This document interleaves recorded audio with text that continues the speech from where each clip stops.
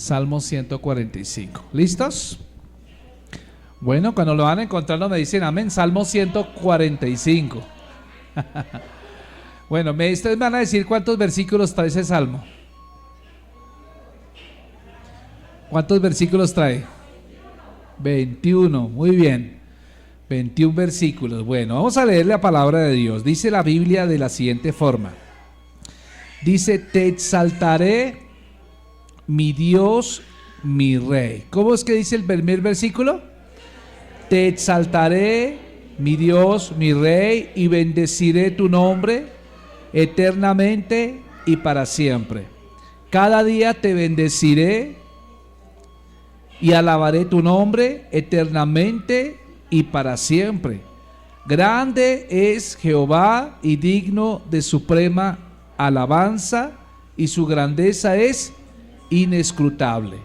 Generación a generación celebrará tus obras y anunciará tus poderosos hechos. Y en la hermosura de la gloria de tu magnificencia y en tus hechos maravillosos meditaré. Del poder de tus hechos estupendos hablarán los hombres, y yo publicaré tu grandeza. Proclamarán la memoria de tu inmensa bondad y cantarán tu justicia. Clemente y misericordioso es Jehová, lento para la ira y grande en misericordia. Bueno es Jehová para con todos, y sus misericordias sobre todas sus obras. Te alaben, oh Jehová, todas tus obras, y tus santos te bendigan. La gloria de tu reino digan y hablen de tu poder, para hacer saber a los hijos de los hombres tus poderosos hechos y la gloria de la magnificencia de su reino. Tu reino y reino de todos los siglos, y tu señorío en todas las generaciones. Sostiene Jehová a todos los que caen y levanta a todos los oprimidos. ¿Cuántos toman la palabra para sí? Dice: los ojos de todos esperan en ti, y tú les das su comida a su tiempo. Abres tu mano y colmas de bendición a todo ser viviente. Justo es Jehová en todos sus caminos y misericordioso en todas sus obras. Cercano está Jehová a todos los que le invocan, a todos los que le invocan de veras. Cumplirá el deseo de todos los que le temen, oirá a sí mismo el clamor de ellos y los salvará. Jehová guarda a todos los que le aman, mas destruirá a todos los impíos. La alabanza de Jehová proclamará mi boca, y todos bendigan su santo nombre eternamente y para siempre. Amén. Bueno, vamos a continuar con nuestro tema de alabanza, amados. Y hemos hablado acerca de que la alabanza no es un evento único, ¿cierto? En la semana, por ejemplo, como el domingo, que venimos a la iglesia y hay música, y entonces la alabanza la asociamos regularmente con el ritmo más veloz y la adoración con el ritmo más lento. No, eso no es alabanza. Eso es una expresión de la alabanza, pero la alabanza es más que eso, es un estilo de vida, ¿cierto? ¿Es un estilo de qué? De vida. Dígale a su hermano: la alabanza es un estilo de vida. Es un estilo de vida. Y aquí vamos a encontrar que una de las preguntas que nos podemos formular acerca de la alabanza es: ¿qué es alabanza entonces? Porque si yo le pregunto a cualquier persona, muchos dirán diferentes razones, ¿cierto? Darán diferentes definiciones, pero tenemos que ponernos de acuerdo qué es alabanza. ¿Qué es la alabanza verdadera? ¿Cuál es la alabanza verdadera? Y la palabra pues nos enseña que toda la Biblia está llena de alabanza. Toda la Biblia, desde Génesis hasta Apocalipsis, vamos a encontrar que el tema central de la Biblia, aparte de Jesús, es alabanza. Es alabanza. Y la alabanza, mis amados, es el producto de enunciar afirmaciones positivas sobre una persona. Eso es alabanza. Yo puedo alabar, por ejemplo, a Pablito, ¿cierto? Yo alabo a Pablito, que es una buena gente, que es un tipo muy dicharachero. Puedo alabar de pronto, no sé, alguno de ustedes por alguna de sus virtudes, porque todos tenemos virtudes. Y digamos que alabanza es eso, es enunciar afirmaciones positivas sobre una persona, sobre un objeto, sobre una idea, o ya sea en privado que lo hagamos, o ya sea también que lo podamos hacer de manera pública. Amén. Entonces una alabanza se puede contrastar, ¿cierto? En cierta forma, con crítica, ¿cierto? Porque lo contrario a la alabanza sería la quejabanza. Lo contrario de la alabanza sería la crítica, sería las palabras de tristeza, de temor, de derrota. Todas esas cosas son quejabanza y va en contra de la alabanza. Entonces, por eso se puede contrastar la alabanza con ese tipo de cosas. Entonces, una de las cosas que nos podemos formular es cuestionarnos cuál es el mayor porcentaje de lo que sale por nuestra boca. ¿Nuestra boca está llena de alabanza o nuestra boca está llena de quejabanza? Hablando de que quejabanza contiene también críticas, contiene también reproches, contiene todo lo que sea malo, que trae como tristeza al corazón, ¿cierto? Entonces, por eso la alabanza debe ser parte de nuestra vida, mis amados hermanos. Entonces, por eso alabar es lo que Dios nos ha llamado a hacer. Entonces, podemos preguntarnos, ¿qué diferencia hay entre la alabanza y la adoración? ¿Qué podemos decir? Pues podemos decir que la diferencia básica radica en que la alabanza es una demostración verbal y física de nuestra admiración, de nuestro amor, de nuestro afecto hacia Dios. Entonces ahí se ve, cuando tú estás alabando, se te nota, ¿me entiendes? Cuando tú eres un hombre, una mujer de oración, se te va a notar. No sé, ahorita por lo menos que hoy empieza el Mundial de Fútbol, ¿cierto? Yo me imagino que los que ganen hoy el partido estarán pletóricos de alegría, ¿cierto? Levantarán sus manos, gritarán cánticos, ¿cierto? Cantarán hurras y digamos de alguna manera es una expresión de alabanza. Ellos están alabando a su equipo de fútbol. ¿Aló? Están alabando a su equipo de fútbol. Así que alabanza tiene que ver con demostraciones verbales, con demostraciones físicas de nuestra admiración, de nuestro amor, de nuestro afecto, pero en este caso hacia Dios. Amén. ¿A quién alabamos? A Dios. Así que alabar, mis amados, es una expresión de nuestra adoración. Es decir, que nuestra vida es adoración, pero alabanza es una expresión de esa adoración. ¿Me entiende lo que estoy diciendo? Por otro lado, adoración podemos decir que es un acto de tributar reverencia. Reverencia es respeto en sumo grado, homenaje, ¿cierto? Gustar de algo extremadamente, digamos, gozarnos de eso, respetar, dar honor, dar honra, dar amor, dar obediencia. Eso es adoración. Entonces la adoración, como ustedes pueden ver, es la vida completa de la persona. ¿Me entienden? Entonces la persona completamente está en una actitud de adoración, bien sea que esté en el trabajo, o bien sea que esté en la casa, o bien sea que esté en la iglesia, o bien sea que esté viajando, o bien sea que esté en la piscina. Si la persona en una actitud de adoración siempre va a ser dominada o gobernada por el Espíritu Santo. Entonces la adoración tiene que ver, mi amado hermano, con santidad. Amén. Porque bien decía Pedro allá en una de sus cartas que nosotros somos santos, ¿cierto? Sed santos porque vuestro Dios es santo. Entonces esa es una forma, y la adoración nos hace parecernos más a Dios porque nos hace más conscientes de Dios en nuestro quehacer diario. Ahora, la alabanza son expresiones verbales y físicas de lo grande que es nuestro Dios. Amén. Fíjense que cuando leemos el Salmo 145, ahora su Biblia ahí por favor, y note usted en su Biblia que el salmo que está escrito acá es el último salmo que escribió David. Porque el Salterio solo contiene 150 salmos. Si usted mira cuántos salmos hay en total en su Biblia, 150, o sea, ya 150 y no hay salmo 151, ¿ok? El último salmo que escribe David de este Salterio es precisamente el Salmo 145. Y este salmo, mis amados hermanos, pues habla acerca, digámoslo, que cuando lo compuso David, se presume que David era rey, ya era un hombre anciano, ya un hombre que ya ha recorrido, ¿cierto? No es lo mismo una persona que alaba al comienzo de su vida cristiana que una persona que está alabando al final de su vida cristiana, digámoslo de esa manera, en vejez. Porque el uno de pronto tiene menos experiencia y el otro contiene más experiencia. Entonces, pero la alabanza tiene que ser como más fina, ¿cierto? Entonces escuche bien esto, porque David, en el ocaso de su vida, crea este poema. Es un poema que tiene una característica, y es que es un acróstico.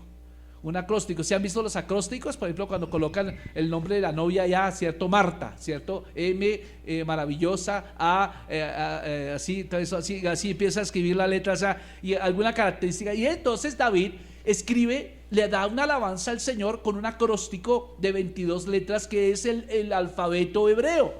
El alfabeto hebreo es de 22 letras, entonces cogió cada letra, A, B, C, D, en este caso pues él cogió Aleph, Gimel, Dalet, y todo, escogió esas letras, y cada letra daba pie a algo que tiene que ver con una característica de Dios, lo está alabando. Realmente este salmo es muy completo, mi amado hermano, porque así como comienza con esas letras sucesivas del alfabeto hebreo, pues digámoslo de esta manera, lo que está tratando de enseñar David con este cántico al que lo canta es que Dios es digno de alabanza de la A a la Z, del principio al fin, ¿sí o no? Del principio al fin. Y digamos que de alguna manera abarca prácticamente todos los aspectos de la alabanza este salmo. Por ejemplo, palabras que hablan de acerca, sinónimas de alabanza, por ejemplo, te exaltaré. David está diciendo te exaltaré, dice te bendeciré, dice te alabaré, publicaré, meditaré, hablarán, proclamarán, cantarán, harán saber. Todo eso son sinónimos ¿de qué? De alabanza. Amén, de alabanza. Entonces, lo que está tratando de David de enseñar es justificar el uso de la palabra hebrea, una palabra que llama tehilá. Tehilá significa un himno de alabanza. O sea, ¿qué significa? Que aquel que tiene a Cristo en su corazón, que tiene a Dios en su corazón, algo que tiene que caracterizar su lenguaje es un lenguaje de alabanza. Por eso hay tantos sinónimos de alabanza, mi amado hermano, y ese es el título precisamente de este salmo, que el título no es alabanza por la justicia, no es alabanza por la bondad de Dios, porque esta es una perícopa que fue introducida luego, siglos después, sino que el título del salmo dice, salmo de alabanza de David, te exaltaré mi Dios, mi rey. Ese es el título, el primer versículo es el título. Entonces eso significa un himno de alabanza. Entonces si usted nota el versículo 2, vamos al versículo 2, dice, cada día te bendeciré. O sea, ¿cuántas veces el salmista alababa a Dios? Cada día. Eso dicho de otra manera, ¿qué significa? Todos los días, todos los días. Entonces, si usted nota, cuando David dice, cada día te bendeciré y alabaré tu nombre eternamente y para siempre. Bueno, realmente tenemos que recordar que la palabra bendecir viene de la palabra Barak, recuerda que estuvimos hablando de bendecir a nuestra familia y hablamos acerca de qué bonito cuando ponemos esa palabra en práctica en nuestra vida, y no solamente como un conocimiento allí, sino que Barak significa bendecir. Por ejemplo, significa bendecir, significa saludar, que es lo primero que debemos hacer cuando nos despertamos en las mañanas. Salude a Dios, bendígalo, salúdelo, felicita a Dios, felicitar, agradecer, alabar, arrodillarse, ¿cierto? Pues resulta, mis amados, que en los tiempos del Antiguo Testamento las personas se arrodillaban, ya fuera ante Dios o ante el trono de un rey, ¿sí? Y eso lo hacían para disponerse en hablar o a recibir bendición. O sea, que quien bendecía se arrodillaba. Qué interesante, se arrodillaba. Y quien era bendecido también se arrodillaba. Y esto es una manera de decir, aquí pues no, yo no soy más que tú, ambos somos iguales, pero el que nos está bendiciendo es el Padre que está en el cielo. Ahora, una perspectiva divina, de la perspectiva divina, podemos decir que Dios es el que nos ha bendecido. Amén. ¿Cuántos son bendecidos acá? ¿Sí? Nosotros no tenemos capacidad de bendecir a Dios porque somos criaturas, pero Él es el creador. De hecho, Él nos ha bendecido, y esto quiere decir algo, que Él nos prepara para vivir una vida plena y rica. ¿Por qué? Porque la alabanza, escuche bien esto, ¿cómo es la alabanza? La alabanza nace en Dios. Pero la alabanza da una vuelta así, va al pueblo, va a la persona y regresa a Dios. O sea, es un círculo.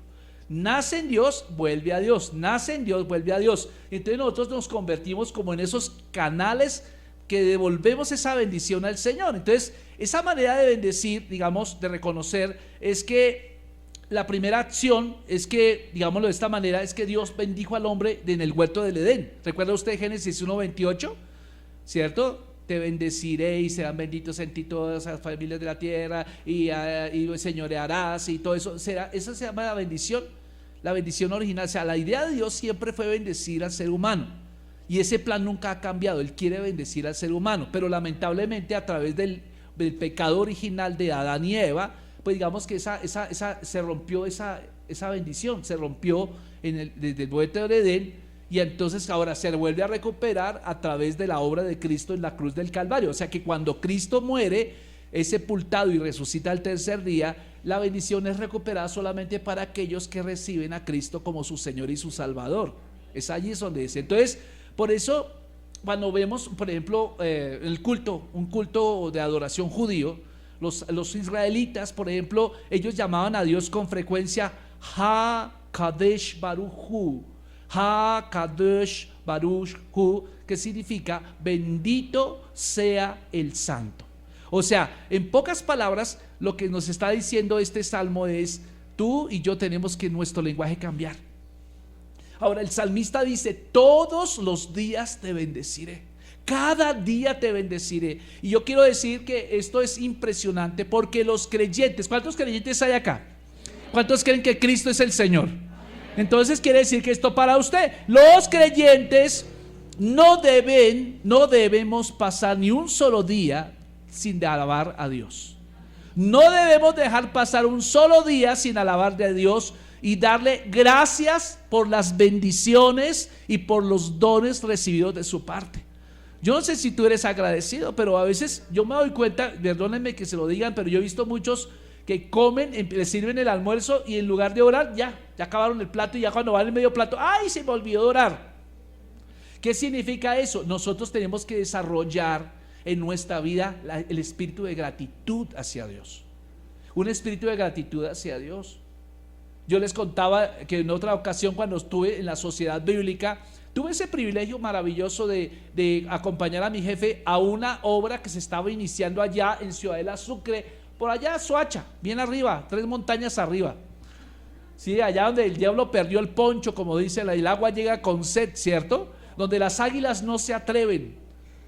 Y llegamos allá, y yo tenía otro carrito, un Mazda 323, y llegamos allá, y entonces ese carro sufría para subir por esa trocha.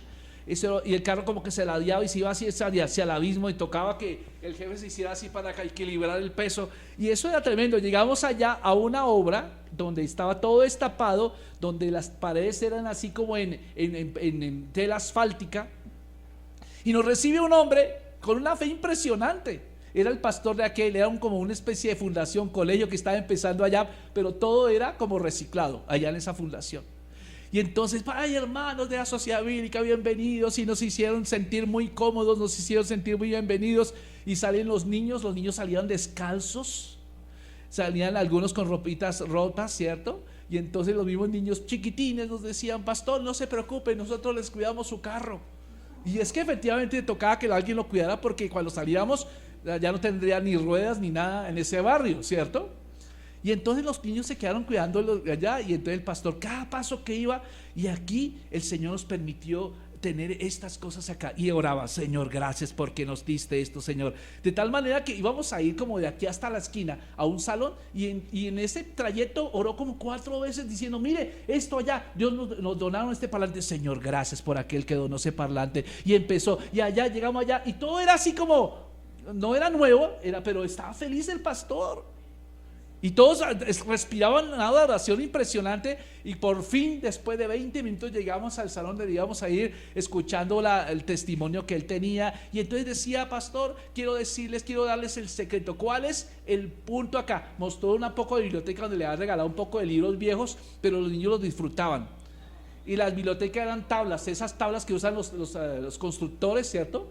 Esos planchones, y los ponía ya con bloques y todo, y eso para él era una felicidad impresionante. Y cuando dice: bueno, todo esto lo hemos logrado, nos donaron unos televisores barrigones acá, nos donaron este equipo de sonido, tenemos esto, yo decía: caramba, esta es la bendición de uno, dar gracias a Dios por lo poco, ¿no? Y entonces les digo: pastor, les quiero mostrar cuál es el secreto para lograr todo esto. Y entonces nos llevó a un parte donde había unos niños como de 8 años. Y entonces entramos a ese, y entonces dijo: niños, saluden los hermanos de la sociedad bíblica, y los niños se lo rodearon y todo. Y entonces el hermano empezó a decir: hermanos, les presento a mi grupo de intercesión. Niños de 7, 8, 10 años. Era el grupo de intercesión, y entonces eran como unos 10 niños. Y entonces les dijo: vamos a orar por los pastores. Y entonces nos hicieron poner de rodillas, y todos se nos vinieron encima, nos pusieron manos y oraron, y fue algo impresionante, hermanos. Él les decía, las manos de un niño son manos santas que se levantan al cielo. Y todo lo que ellos han orado se ha convertido en una realidad. Porque por eso el Señor dice que no, para entrar al cielo es necesario ser como niños, en el sentido de eso, de ser así, como tan sensibles a las cosas de Dios. Y sí, mis amados hermanos, fue algo impactante, fue algo tremendo. Nunca olvidaré eso, que esa es la manera en que ellos agradecían a Dios. Y eso marcó mi vida, mis amados hermanos. Quiero decirle que para ser feliz no se necesita tener tantas cosas, se necesita ser sensible a las cosas de Dios. Yo les he dicho a ustedes, vea, una mujer en la Biblia nos muestra, allá en el libro de los Reyes, dice que una mujer tenía solamente un puñado de harina, y era un tiempo de época de hambre, era un tiempo de sequía, no llovía hace 3 años y medio, y obviamente si no llovía pues no habían cultivos, no había trigo, no había pan. Y entonces el Señor le dice al profeta Elías, vaya, que yo le he dicho a una viuda que te mantendrá, que te mantendrá. Y cuando llega Elías allá con hambre, porque ese hombre tenía hambre, los hombres comemos mucho, él estaba esperanzado que iba a encontrarle todos los platos, ¿cierto? Iba a encontrar una picadita así como las que vende Lucho, ¿cierto? Y encontró que la mujer le dijo, no tengo nada, tráigame un vaso de agua. Bueno, hasta agua le traigo, no, lo que está escaso, tráigame una torta. Uy, no, qué pena, profeta, pero tenemos solo un puñadito de arena y pensaba hacer una torta para comerla yo y mi hijo y luego dejarnos morir. Y entonces el profeta, guiado por el Espíritu Santo, le dijo, está bien, pero primero hágame una torta a mí. Tremendo, yo no sé. Y la mujer, ¿qué hizo? Le hizo la torta al profeta, y cuando le hizo la torta al profeta vio que la harina no escaseaba, empezó a multiplicarse y comieron así hasta que llovió. O sea, qué impresionante. ¿O recuerda usted cuando aquel profeta murió y le dejó una cantidad de deudas a su mujer y a tal punto que llegaron los acreedores que parecían como esos gota a gota, ¿cierto? Esos pagadiarios, y llegaron a quitarle todo hasta los hijos. Y entonces ella llegó a quejarse ante Eliseo, el Señor, mira, tu profeta, el hombre de Dios, me dejó estas cuentas por pagar, pues el hombre murió antes de tiempo. Pues resulta y sucede, mis amados hermanos, que el profeta le dice, ¿y qué tienes en la casa? Tengo un cantarito así, un frasquito de aceite. Bueno, vaya, búsquese cántaros por todo el vecindario. Y ella manda a todos los niños a buscar cántaros. Golpean en una casa, tiene cántaros, señor vecino. Hola, Besi, como si fuera en Colombia, ¿no? Hola, Besi, tiene un cántaro, tiene otro Besi. Yo no sé por qué nos decimos Besi si no somos Besis, ¿cierto? Y alcanzó a tener una cantidad de cántaros que llenaba y llenaba cántaros, hasta que le preguntó a los niños, ¿hay más cántaros? No, ya no conseguimos más. Y cesó el aceite. Dice que pagó las deudas, y es la primera persona pensionada que se registra en la Biblia. Quedó pensionada. Ahora, fíjense algo impresionante de todo esto, que en los dos relatos encontramos que lo que hubo siempre fue una palabra de bendición, alabanza. O sea, en situaciones adversas nosotros tenemos que cuidar mucho nuestra lengua de no quejarnos, porque la queja le da un derecho legal a Satanás. ¿Me entiende lo que estoy diciendo? Cuando tú te quejas en situaciones difíciles, entonces tú le estás dando un derecho al Satanás, como se lo dio Job, ¿cierto? Porque Job, digamos, en ese momento era un hombre bendecido, pero Satanás estaba buscando que Job le diera un derecho legal sobre su cuerpo, sobre todo, ¿cierto? Y dice que de alguna manera Job se lo hizo, porque él estaba haciendo sacrificios, todos los días hacía sacrificios por sus hijos por si habían pecado. O sea, él estaba preocupado porque sus hijos habían pecado, y entonces te estaba apreciando todo el tiempo. Entonces ahí como que hay un derecho legal que el diablo reclamó, y por eso el Señor le dijo, bueno, toca cualquiera, pero no hagas daño a tal. Entonces ahí vemos ahí cómo el diablo utiliza eso. Entonces fíjense que la Biblia nos enseña que tenemos que aprender a bendecir, y no podemos dejar de bendecir un solo día de nuestra vida. Alabar al Señor, mis amados hermanos, es el sello distintivo de los verdaderos creyentes. Se lo repito, alabar al Señor es el distintivo, ¿cierto? El sello distintivo de los verdaderos creyentes. El Salmo 145, versículo 4 dice, generación a generación celebrará tus obras y anunciará tus poderosos hechos. Fíjense qué tremendo. ahora no solamente vamos a tener que alabar todos los días, sino que ahora el salmista enfoca la alabanza desde otra perspectiva. Dice, enseña a tus hijos la alabanza, porque dice de generación a generación. ¿Qué significa? Que nuestra responsabilidad no solamente nosotros alabar a Dios, porque hay muchas personas que dicen, no, yo alabo al Señor y tus hijos, no, pues yo no los presiono porque me da pesar, pobrecitos, ellos están allá viendo sus TikTok, están viendo sus guay, no sé, no, si tú estás alabando al Señor es para que este versículo 4 sea una realidad. Y en realidad quiero decirles algo, este versículo destaca la importancia de transmitir la alabanza de Dios de una generación a otra. Es decir, la alabanza debe ser enseñada a nuestros hijos. ¿Aló? Si tú dejas de venir a la iglesia, ¿usted cree que sus hijos van a sentir en el futuro deseo de venir a la iglesia? Yo curiosamente he notado hoy, en los últimos años, que en mi tiempo, cuando yo no era cristiano, quien lo llevaba a uno a la misa eran los papás. No, pero en aquel tiempo quien lo llevaba a uno a la iglesia eran los padres. Y hoy en día son los niños que traen a los padres a la iglesia. Y han cambiado los tiempos, amados hermanos, y eso tiene que decirnos algo, porque nosotros no podemos dar por menos la importancia o la responsabilidad de alabar a Dios. Nosotros somos los abanderados de transmitirle ese deseo, ese hábito a nuestros hijos. Hoy tenemos problemas en las iglesias, y no hablo de nuestra iglesia solamente, en todas las iglesias, los jóvenes no quieren ir a la iglesia. Realmente es un milagro. Cuando vi todos estos chicos subir allá, para mí, Señor, gracias por ellos. Y algunos vendrán de pronto con una motivación equivocada. Algunos de ellos vendrán a buscar novia. Ellos pensarán que las novias que son cristianas son las más bonitas, y efectivamente son las más bonitas, ¿cierto? Algunos vienen a buscar novia, algunos vienen a buscar pareja y toda la cuestión. Otros sí vienen a buscar de Dios.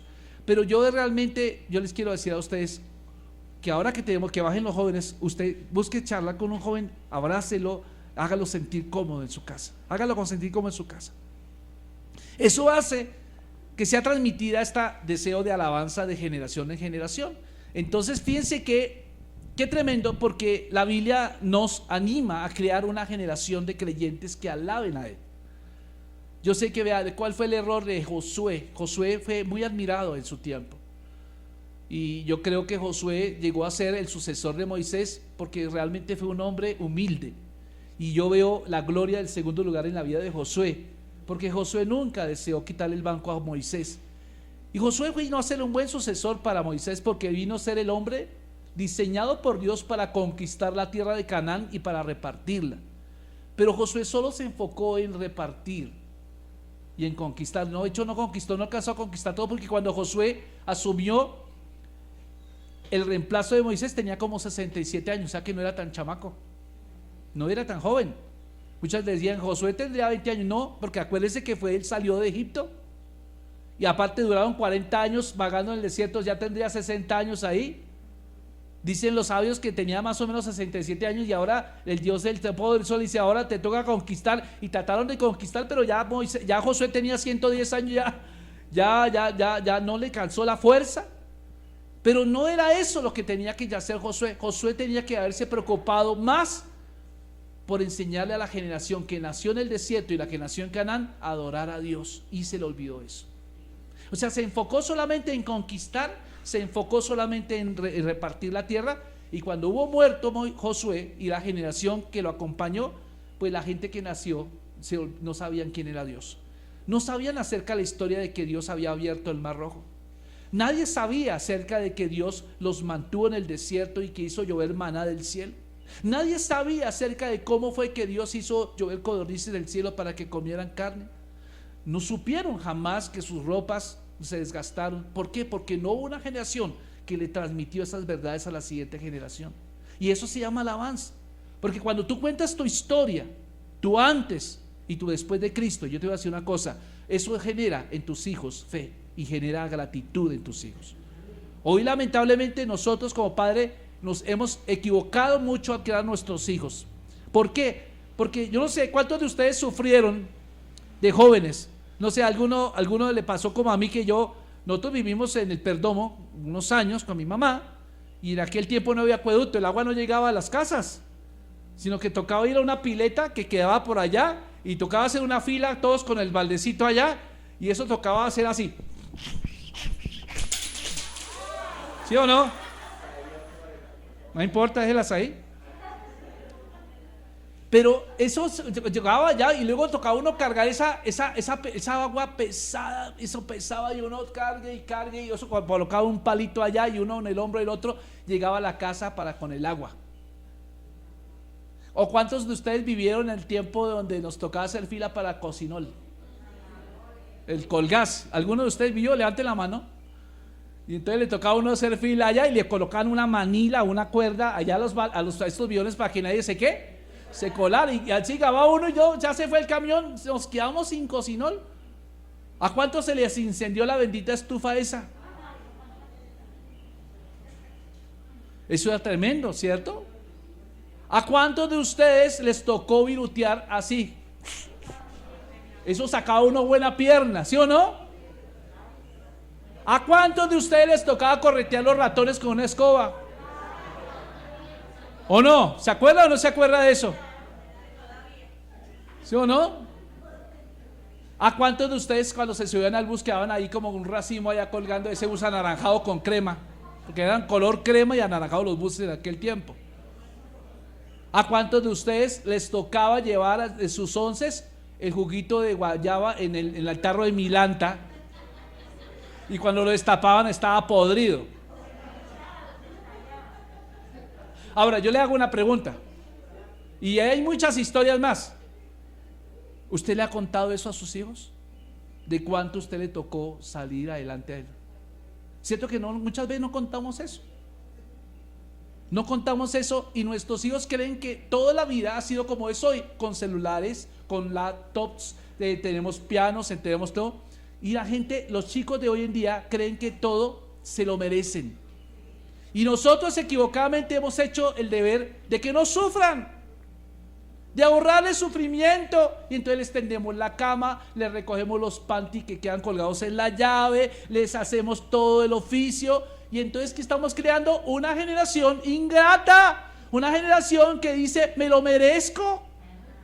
Pero tú y yo sabemos que teníamos que trabajar y lucharlo, ¿sí o no? ¿Se acuerda cuando le entregaban los boletines y usted iba mal? ¿Se perdió una materia? ¿Qué pasaba si hubiera perdido una materia? Esos chinos buscaban y ahí sí iba donde la virgencita, sí, virgencita, ayúdeme, ¿cierto? Y ahí sí, pero hoy en día los chinos pierden. No ha pasado nada. Ha cambiado y por eso tenemos una generación de personitas que son ingratas, que no reconocen que Dios les ha dado todo. Somos nosotros los culpables, mis amados. Somos nosotros los culpables. Yo siempre he dicho que el criar niños es como aquel que cría mascotas. Porque si usted vio el programa de César Millán, el problema no era la mascota, era el amo. Y César Millán tenía que enfatizar en las conductas del amo para que la mascota cambiara. Y lo mismo pasa con nosotros. Y los niños no tienen la culpa, somos nosotros los que les hemos enseñado mal. Entonces tenemos una generación que no quiere venir a la iglesia, una generación que quiere todo gratis, una generación demandante. Tremendo.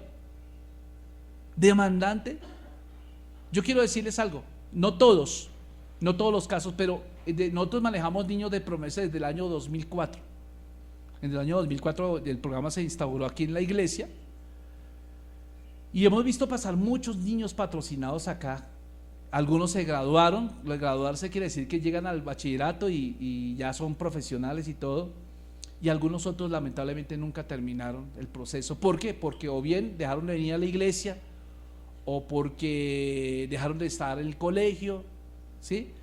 Y tristemente uno se da cuenta que mucha gente que fue bendecida por la promesa, muchos, no todos, no estoy hablando de todos, no estoy generalizando, son personas ingratas. Me acuerdo mucho que la pastora, el pastor Paul nos decía que cuando entregáramos el subsidio escolar en enero, nosotros lo hacíamos realmente en efectivo.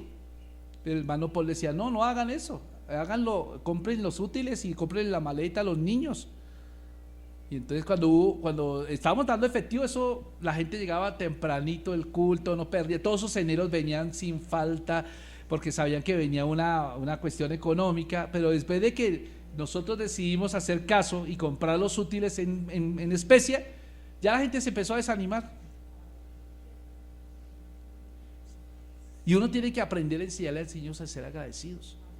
Yo les digo a los papitos de promesa acá, cuando los niños hagan una carta, lo primero que tienen que decirle a su padrino es: gracias por haberme apoyado, porque él no tenía ninguna obligación. No, yo he mirado que muchas cartas no tienen ese pequeño detalle. Gracias, gracias. Así haya sido un lapicero que te regalaron, gracias por el lapicero. No tiene nadie obligación. Entonces la alabanza es mantener una actitud de gratitud hacia Dios y hacia las personas que Dios usa para bendecirnos. Eso es alabanza. Tú no puedes decir que tienes alabanza cuando vienes acá y levantas tus manos, pero nunca le agradeces al hermano que te dio un tinto. ¿Quién tiene obligación de darte un tinto a ti? ¿Quién tiene obligación? Mira, una vez yo estaba con no me acuerdo cuando fue, pero fuimos a donde una abuelita que tenía como 90 y no, la Conchita, ¿no? Esa otra abuelita que vivía por el lado del Perdomo. Y me acuerdo que íbamos a de esa abuelita y la abuelita vivía como con 15 perros y como con 12 gatos, y tenía suros y tenía de todo tipo de chuchas, digo, de animales tenía ahí. Y la abuelita vivía ahí, piso de tierra y toda la cuestión, la visitábamos, y entonces la abuelita con tanto cariño nos preparó una huepanelita tan linda, y el pocillo estaba lleno de mugre y la mugre bajaba así, toda la cuestión, y nos quedamos mirando. Señor, Dios bendice este alimento, que caiga bien en nuestro cuerpo en el nombre de Jesús. Lo recibimos con cariño. O sea, es difícil, ¿sí o no? Un compañero mío le tocó una ocasión ir a San José del Guaviare y viajó en un avión de ese 3 con un poco de gallinas y cajas y toda esa vaina, ese avión que de la Segunda Guerra Mundial, que se le suena todo y se hace así, y entonces llegaron y el avión de pronto aterrizó en un potrero, y este hombre se quedó mirando allá. ¿Y por qué aterriza? No, es que vamos a comer algo acá. ¿Quiere comer algo? No, yo como cuando llegue. No comió.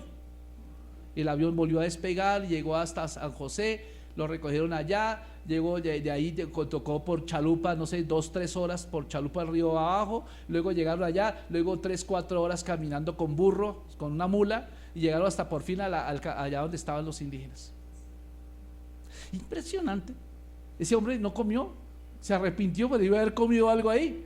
Llegó a las 7 de la noche a donde tenía que llegar sudado, y cuando vio que sí, había unos micos ahí encima de una teja, estaban muertos. Y entonces ya ve, está raro porque matarían los micos. Y entonces allá le prepararon el caldito, toda la cuestión, y usted tenía un hambre, ese estómago estaba que le rugía, ese estómago estaba todo terrible. Las lombrices estaban haciendo protesta, ¿sí? Hasta que por fin le sirvieron el caldito, tenía sus papitas, tenía todo, y le salió la mano del mono. Le salió la mano del mono ahí, y este hombre, el hambre o el asco, y la gente lo estaba mirando a ver si se comía el caldo, y le tocó comerse el caldo. Pero los indígenas fueron tan bonitos que ellos vieron la lucha que él tenía para comer lo que ellos, porque comían los gusanos así grandes, blancos, comían de toda esa cuestión, y ellos comían una vaina casabe, y se compartían la misma totuma entre todos ahí. Imagínense, empezaba a tomar el primero. Y entonces, ¿quieres tomar primero? No. Tranquilo, tomen ustedes.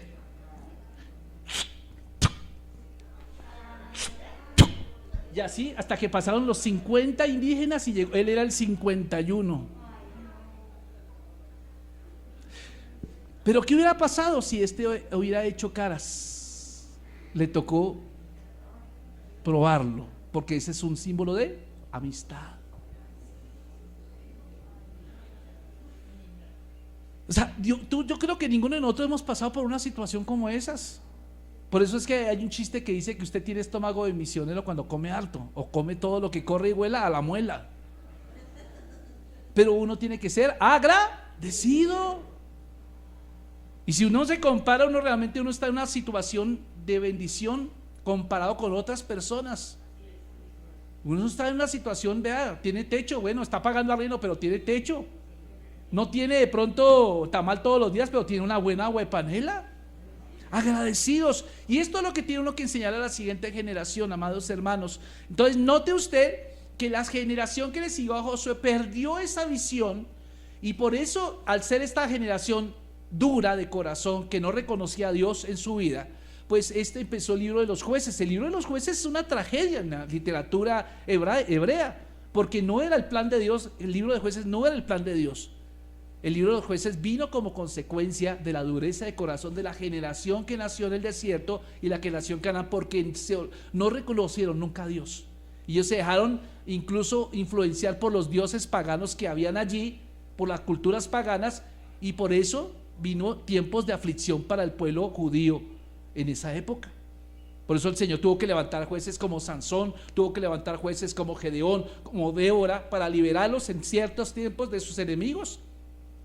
Pero ese no era el plan de Dios. ¿Y qué ocurre hoy en día, amados? Estamos volviendo a reescribir el libro de jueces, o lamentablemente tenemos la mayor bendición que se llama Jesucristo, y nos hemos olvidado de contarle a nuestros hijos quién es Jesús, quién éramos nosotros antes de Cristo y quiénes somos ahora después de Cristo. Nos hemos olvidado de alabar a Dios en la casa, nos hemos olvidado de tener tiempos con Dios en la casa, mis amados hermanos.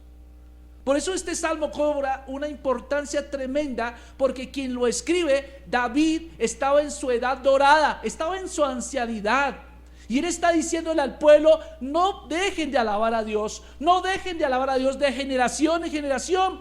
Y ahora fíjense que si usted nota allí el pasaje, habla acerca del versículo 4: generación a generación celebra tus obras y anunciará tus poderosos hechos. El versículo 5 dice: en la hermosura de la gloria de tu magnificencia y en tus hechos maravillosos meditaré. Del poder de tus hechos estupendos hablarán los hombres, y yo publicaré tu grandeza. Versículo 7: proclamarán la memoria de tu inmensa bondad y cantarán tu justicia. ¿Sabe? Generación a generación celebrará tus obras. Lo que David, mis amados hermanos, estaba esperando era que el pueblo se animara uno a otros, mutuamente, a alabar a Dios. Cuando usted llame a un hermano, no le llame para hablarle del chisme del último coso que hizo Petro. No, háblele: ¿cuándo fue la última vez que tú le diste gracias a Dios?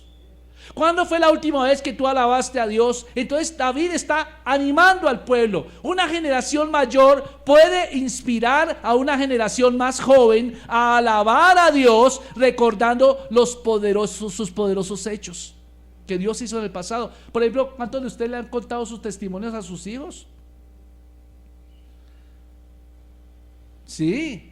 Mi esposa tiene un testimonio grande. A mí cada vez que ella cuenta su testimonio me quebranta el corazón, porque ella le tocó muy duro cuando fue niña. Le tocaba con su hermano, con Jorge, y ellos vivían en un lote por allá en el barrio París, que queda por la 80 con Cali, más o menos, por el lado de la ¿cómo se llama ese barrio que queda ahí?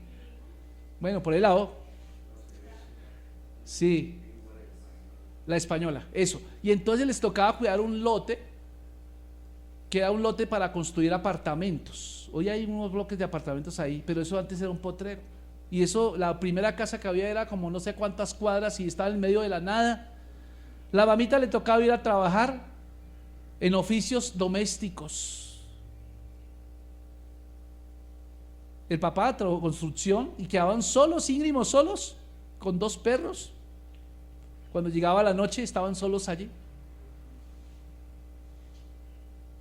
Y cuenta mi esposa que muchas veces fueron asustados por mucha gente mala que llegaba allá, e incluso Jorge, preparando un chocolate, se le vino la olleta encima, porque Jorge tenía como que unos 10 años, se le vino la olleta y se quemó se incendió, se quemó su cuerpo, y uno dice: caramba, lo sabemos, no sabía eso. Y le contamos a Brenda eso, y Brenda no podía creerlo, y decía: de verdad la pasaron muy mal. ¿Cuántas veces la hemos pasado mal nosotros? Entonces necesitamos contarle qué hizo Dios. Y ahora sí, tenemos un pasado oscuro, pero llegó Cristo a nuestra vida y nuestra vida tuvo que haber cambiado dramáticamente. Entonces una generación mayor puede inspirar a una generación más joven. Entonces las alabanzas de Dios son muchas, mis amados hermanos. Y la vida del hombre es corta y una generación sucede a otra. ¿Qué relaciona? Que digamos, tenemos que empezar a ver que nuestra vida es demasiado corta. Y tenemos que aprender a alabar a Dios en esta vida. Déjeme decirle que nosotros tenemos una gran responsabilidad con la generación que sigue, amados.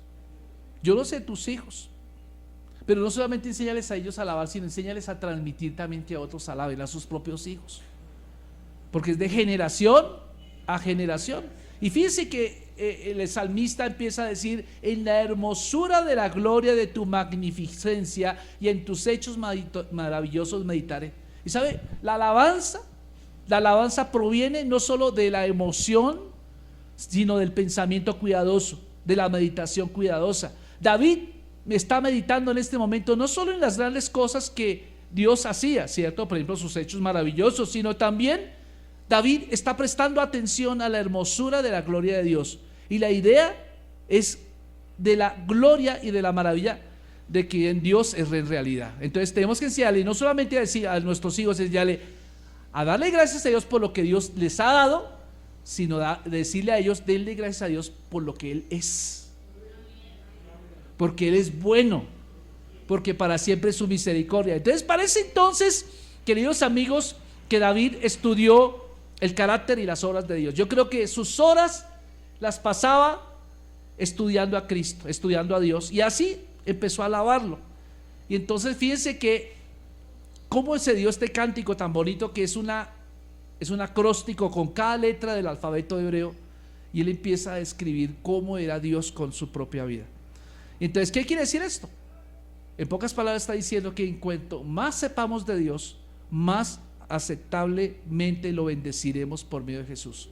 Entre más tú lo conozcas, más vas a alabarlo mejor, ¿sí? Entonces, cuando pensamos en aspectos, por ejemplo, como la hermosura de la gloria de Dios, por ejemplo, ¿cuántos saben que Dios es hermoso?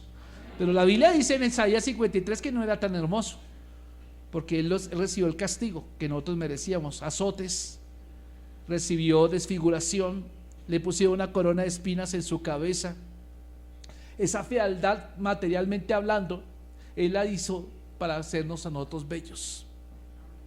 Qué impresionante el recibir el azote que nosotros merecíamos. Entonces, yo no sé cuántos han pensado en eso, cuántos han pensado en su majestad, cuántos han pensado en su sabiduría, cuántos han pensado en esa presencia constante, en ese conocimiento completo, en ese poder ilimitado, en ese plan, ese propósito amoroso y sabio, y todo lo que debe suscitar la alabanza en nuestro interior, porque hay muchos motivos para alabar a Dios. Yo sí creo que si hiciéramos un culto solo de alabanza, ese culto no pararía en 8 días. No pararía en 8 días, y yo estoy seguro que el Espíritu Santo se movería de una manera maravillosa en cada corazón, pero no se puede mover porque el Espíritu Santo dice: habita en medio de las alabanzas de su pueblo. O sea, si en tu pueblo no hay alabanza, pues no hay presencia de Dios, porque Dios está en todas partes, pero no en todas partes se manifiesta. Una persona me preguntaba una vez: pastor, entonces Dios está en la discoteca que está allá en Cuadralegre. Yo le dije: sí, claro, porque Dios es omnipresente, pero no se manifiesta en todas partes.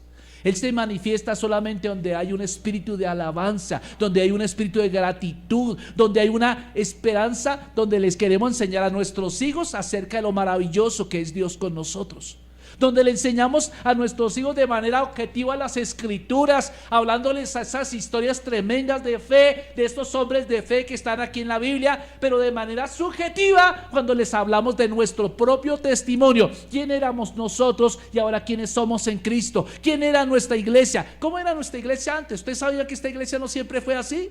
La pastora incansablemente lo ha repetido: esta iglesia no era así. Para quienes conocen, han vivido aquí en este barrio, aquí solamente, por ejemplo, podemos decir en Florecita y tal vez algunos pocos, que esta iglesia, digamos, el edificio como tal, era un edificio en ruinas. Era en ruinas como el libro de Ageo.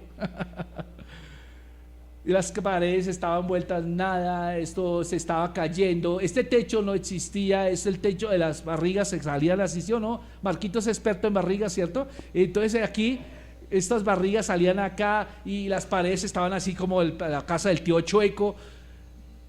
Pero usted llegó a una iglesia que ya no tiene no se le ven esos defectos. ¿Cómo era su iglesia antes? ¿Cómo era que tocaba hacer las alabanzas aquí antes, hermanos? Aquí me acuerdo que la hermana Blanca y la hermana Cecilia estaba una pandereta, estaba el hermano una guitarra prestada y un piano prestado. Eso era toda la alabanza. ¿Sí? Ahí está, ahí donde está, allá el púlpito. No es lo mismo. Entonces tenemos que contar nuestra historia. Amén. Tenemos que contar la historia de Dios, tenemos que contar nuestra historia y va a darse cuenta que nuestros hijos van a empezar a tener conciencia de que ellos son una bendición y de que llegaron a un tiempo correcto. Qué tremendo, ¿no? Entonces, qué bueno que podamos hacer eso, mi amado hermano. Entonces, el resplandor, por ejemplo, vemos acá la hermosura de la gloria de su magnificencia. Y eso es lo que Dios quiere, que nosotros alabemos a Dios en todo sentido. Amén. Publicar su grandeza. Hablemosle a la generación siguiente de todo lo que Dios ha hecho en nuestras vidas. ¿Cuántos lo van a hacer? Póngase de pie, amado. Póngase de pie y dígale: Señor, yo quiero hacerlo, no quiero solamente pensarlo, sino quiero realmente hacerlo de manera práctica. Dígale: gracias, Jesús. Dígale: yo cuántos son agradecidos acá. Dígale: Padre, muchas gracias en esta hora. Dígale: gracias, Padre, muchas gracias. En esta mañana te queremos bendecir. Ayúdanos a ser personas realmente que le demos gloria y enseñemos a esta generación que nace acerca de ti, Señor. No queremos ser ingratos, porque si nosotros somos ingratos, nuestros hijos también lo serán. Y tal cual como tú eres, lo serán tus hijos, pero maximizado. O sea, si queremos hijos que sean respetuosos, responsables, que sean trabajadores, que sean de visión, nosotros tenemos que ser lo primero, porque ellos van a inspirarse en nosotros. Pero si nosotros somos mal hablados, criticones, pendencieros, problemáticos, cantaletosos, entonces nada nos gusta, que no nos pueden decir nada, eso van a ser nuestros hijos, y tú cuando seas viejo lo vas a recibir de tus propios hijos. Hoy muchos ancianos están pagando los platos rotos de lo que hicieron mal de jóvenes con sus propios hijos. Y Dios no quiere eso. Dios quiere que tú seas persona diferente. No sé cuántos pueden decir: Señor, queremos cambiar la historia a partir de ahora. Dígale: Señor, yo quiero cambiar la historia. Cierre sus ojos, dígale: Señor, ayúdame